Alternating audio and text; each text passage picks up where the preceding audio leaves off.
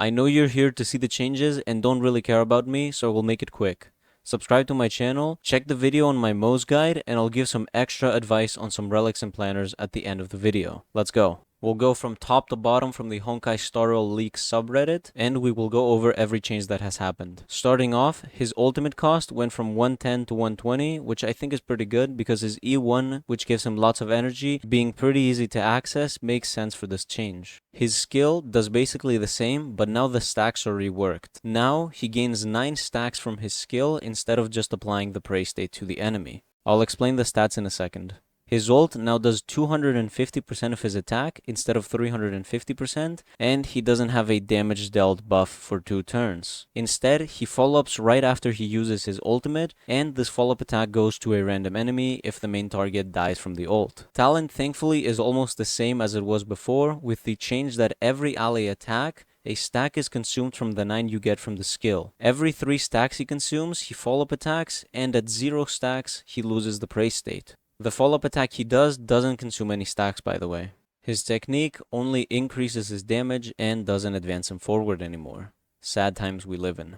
Moving on to traces, his first one gives a skill point every talent follow-up attack with a cooldown of 1 turn. This is to avoid infinite skill points from all the different follow-up attacks he has. Trace 2 advances him forward by 30% at the start of each wave. And finally, his third trace got swapped with his E1, so now you get his ult as a follow-up attack, and the prey takes 25% more damage from follow-up attacks. This, if I'm reading it correctly, is half of Topaz's max buff, so this guy could be your nice budget Topaz follow-up attack buffer. Eidolon's also got some changes. E1 now generates 20 energy when he enters battle, and every hit from his talent's instance of damage, he gains 2 energy. Some much needed ER for him in my opinion. E2 got the previous Trace 3 he had, and it got a bit buffed as well. The prey takes 40% more crit damage from the allies. The allies part also includes Moze. E4 now gives a damage increase of 30% to Moze when he activates his ultimate, lasting for 2 turns. And the underwhelming E6, which is still pretty good, he gets an extra increase in his talent's follow-up attack damage multiplier by 25%. Lots of words put together, I know. Now that we've gone over the changes, here are some relics you can use that are now better. Obviously, 2-piece follow-up attack and 4-piece bend are really good,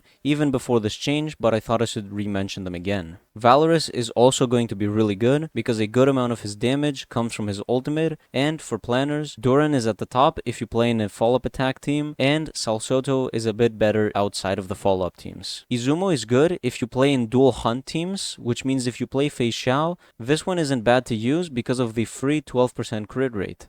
Pro tip, by the way, Lightning Ball is a bit better since he gets some attack percent from his minor traces, and crit rate should be more prioritized in my opinion than crit damage because he gets a 37% crit damage again from his minor traces. Thanks for watching, I have never spoken this fast, subscribe if this helped you out, and see you lads.